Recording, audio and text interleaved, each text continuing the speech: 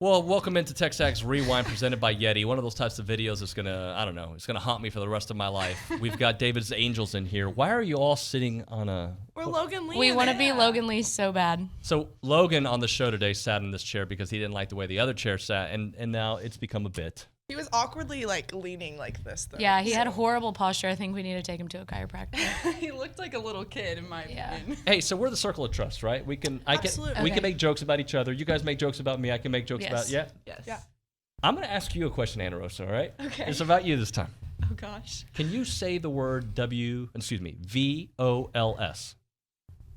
Vols. Oh, but what did you say on the radio show Yep, today? I know. What'd you call them? Vols. The Vols. Yep. Bulls. The Vols. Yeah, like the Tennessee Bulls. Bulls? Yep. The Vols. Yep. I didn't hear that. That was a fail. It's all right. You know what happens? That's worthy of. We forgive you. It's all right. Did you catch I on? don't know if they will. Did you catch on when I said it out loud Yes, right after you said it? I was like, Oh. dang it. That was a fail. It's all right. I know you were paying attention to the show. Were you two? Yes, because she's been helping me out back there. She's learning how to do some. She's your intern. The intern's got an. I know you're an No, intern. do not tell me that I work for Kay Nagley. That's the biggest insult you could give me. Favorite part of the show? My favorite part of the show was Word of the Day.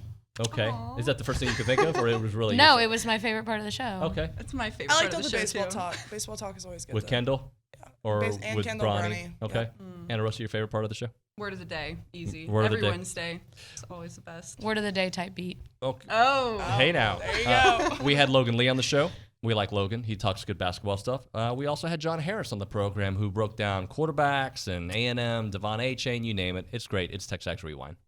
There are changes because there are some things that get confirmed. I think a great example of that is DJ Turner from out of Michigan.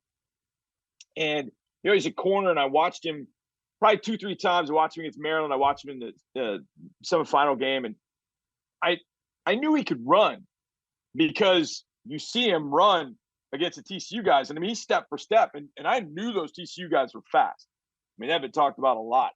But then you go to the combine, he confirms how fast he is. I think it was the same for Devon A-Chain. I mean, he went to the combine, and he showed how fast he is. I mean, 4.32 is blazing fast. And I know that Turner ran like 4.26 or 4.27, whatever, which is blazing fast too. But I don't think people truly understand how fast that is. I mean, I look at it, Will Fuller.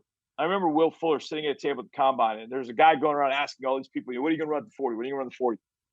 And there were guys that were, oh, yeah, man, I'm running 4.2s. I'm running 4.4s. Man, those guys didn't even sniff those numbers. Will Fuller, they asked him, and Will just didn't. He was economy of words. He was the opposite of me. He's like, I'm going to run 4.32. And he turned around the next day, ran 4.31. And I've never seen anybody on a football field, Tyreek, anybody, that had the juice Will Fuller did until I think A-Chain comes into the league, because I think he's got such a different gear. But I posted a video on my Twitter feed. I'm going to try and continue to do this. He's more than just get to the sidelines and run down the sidelines to be faster than everybody. I think he's got really smart football running acumen. Like, he knows how to set defenders up. He's tough in between the tackles.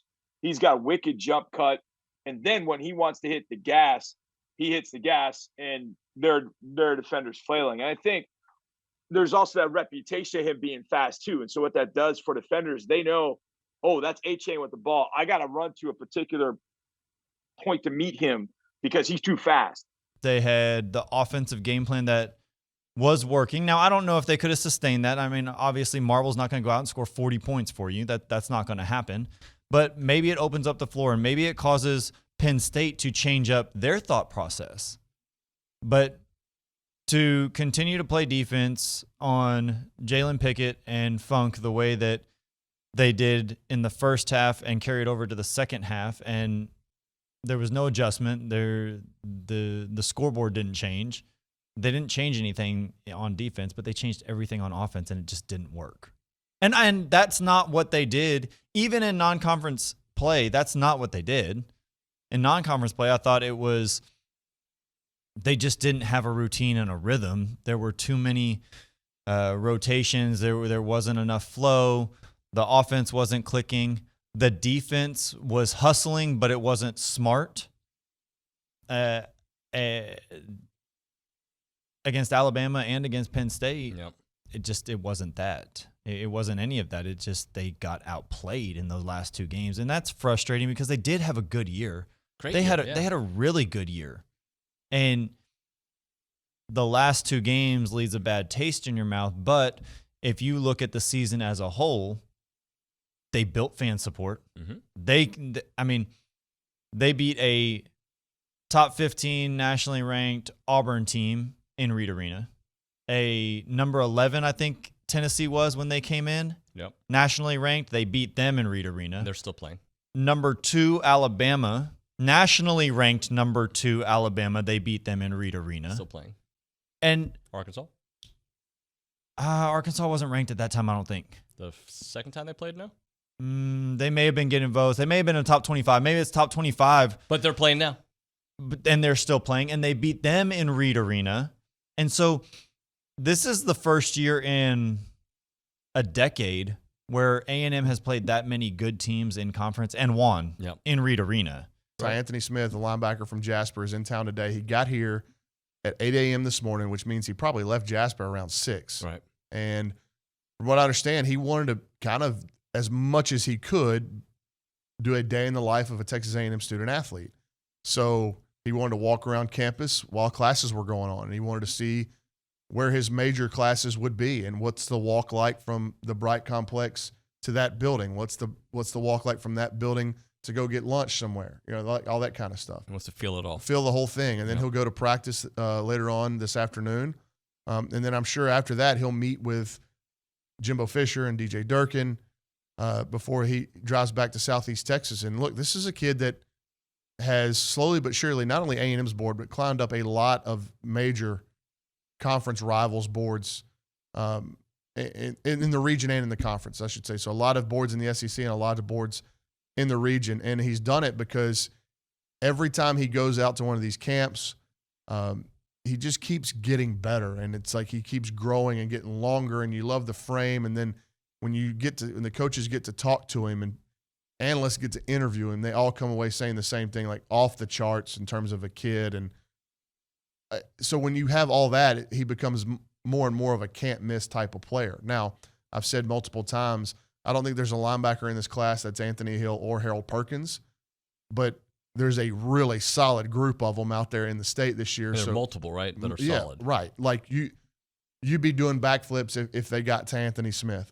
You'd be doing backflips if they got Peyton Pierce or Justin Williams or Xavier Atkins. Peyton Pierce will be here tomorrow. Xavier Atkins will be here on Saturday. You're still really hard after Maurice Williams out of Shadow Creek. You're still really hard after Justin Williams out of Conroe Oak Ridge. There's a really solid group of backers. I've said it multiple times on this show. There's no excuse not for coming up with a way you can sign 3 really good linebackers in this class. Recently, I know that you had a back and forth on Twitter about the Ags not moving down in the top 25, and you said something to the effect of, they're lucky to still be in it after some of these series this year. Can you give us a little more thoughts on where you think A&M is and where they're headed? I think a lot of where A&M's ranking right now is because I still think this team's going to be really good. I think if you look at the resume overall, I mean, if you're comparing resumes of top 25 teams, it's not comparable to a lot of teams. And A&M's kind of in the same boat as Tennessee. I mean, if you look at Tennessee overall, they're a club that, ironically enough, they play this weekend. Ironically enough, both teams kind of lack resumes. But I feel like both teams are still going to be pretty good. I just think the big thing with A&M is I want to see some consistency. It feels like, one weekend the offense is stagnant and the pitching is good. One weekend the pitching stagnant, the offense is good. And so, I want to see some consistency. So, I had some tweets the last couple of days about, we beat LSU one game. But, I mean, here's the deal. They got blown out on Friday. They got, they got to get out to, a 4-run lead on Saturday. LSU scored 6 runs, and, the game was pretty much in hand the rest of the way. So, I two things are true. One, LSU dominated in the first 2 days. 2, I do feel like Sunday's win is big for this team because I think if you're A&M, you cannot afford to get swept at home. I think that game showed me a lot about this team because, when it looked like, it was in limbo a little bit, it would be easy to go, man, we just can't beat these guys. But what happens, Stanley Tucker gets some big hits, Justin Lampkin comes out of the bullpen and was masterful. So all of a sudden, you're like, hey, man, Justin Langton's really good. He's probably going to be in the weekend rotation moving forward.